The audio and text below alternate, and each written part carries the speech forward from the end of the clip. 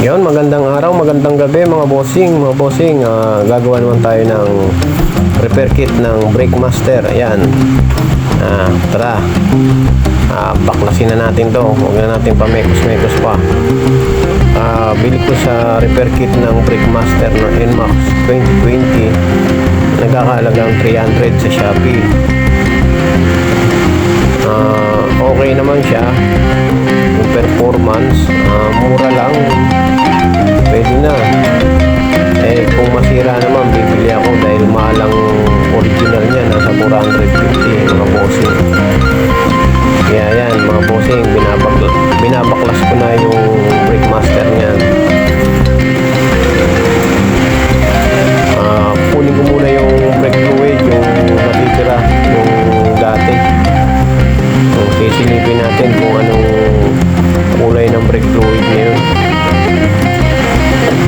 Ayan mga master, medyo may leak na yung brake master ko sa yung repair kit, bandang kanan yan mga bossing.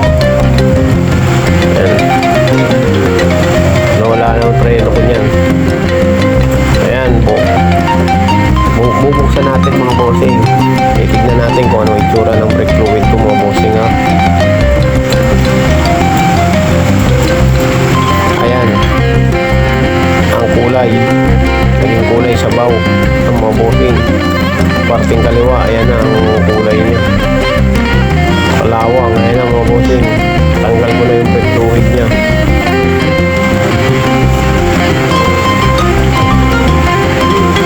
Ayan, alisin ko muna yung pinaka niya bossing, lever niya bossing.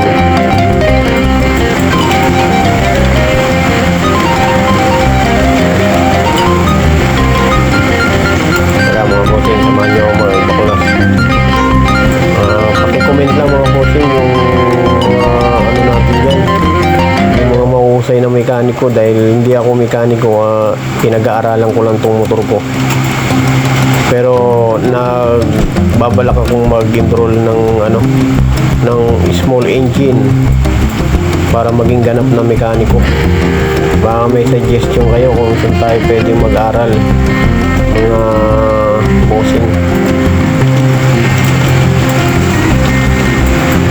Yan, medyo hindi pa ako sanay gumamit ng tools, pero pipilitin natin para matuto. Ganun naman talaga, nagsisimula muna sa umpisa, pero mas masasanay at masasanay rin ako yan mga bossing. Sa mga magagaling na mekaniko dyan mga bossing, pwede ang mag-training. Ayan na nga mga bossing, nakikita mo, di ba? Nakikita mo naman yan. Corroded na yung repair kit mga bossing. Grabe na, 3 taon ba naman walang palit-palit Yan na. Kukunin ko yung pinakalak niya. Hindi ko alam kung anong tawag yan na lock na yan, yung bilog na may 2 butas. Medyo wala pa akong idea. Ayan, yan may leak mga bossing. Yan nagkakalik yan, nahirapan ako magsundot-sundot yan mga bossing. Yung tools mo pala, hindi pala siya sukat. Medyo malaki yung bossing, kaya bumili ako sa tinatawag namin dito sa palengking Burakot, kaya nahugot ko yan. Kaya mga bossing yan binaklas ko na lang mga bossing, nahirapan ako. Kaya sa kaliwa yan, ayan, binaklas ko na lang yung brake master para madalian ako. Ayan, medyo corroded na parehas, kaliwa't kanan mga bossing. Nakikita mo naman yan mga bossing, nakikita mo naman. Ayan, sundot-sundot lang, tatanggalin ko na yung mga corroded.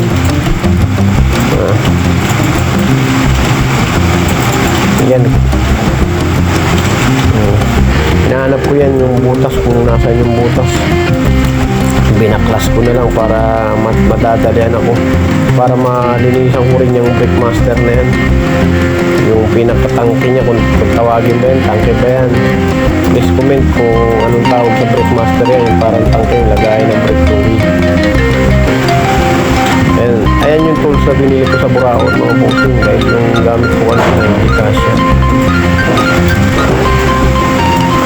Ayan.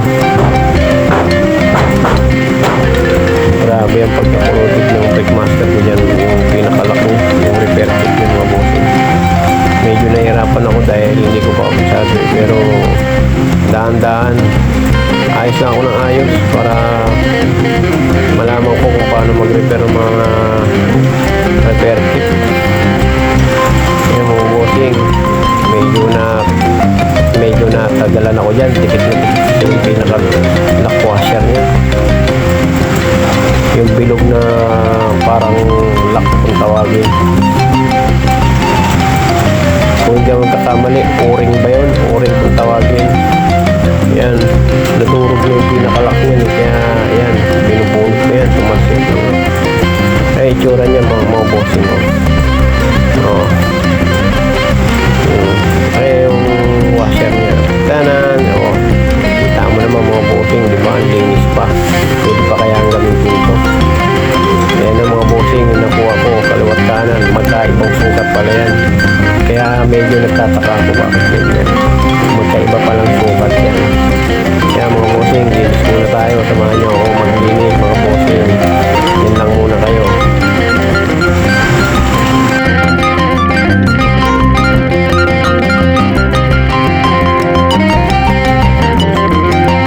Binili sa Shopee, nagkakalagang 288, dalawa na siya mga bossing. Yan, makikita mo magkaiba palang sukat yan. Medyo nagtataka ako, kala ko mali na yung na-order ko. Tama pala yan, hindi ako nagkakamali.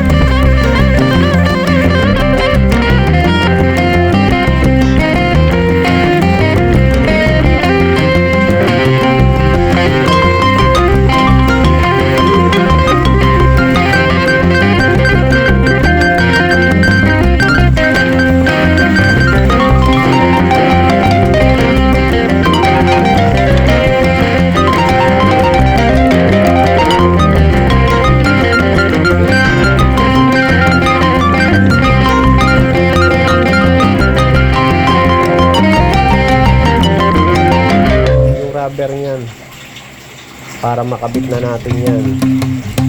Oh.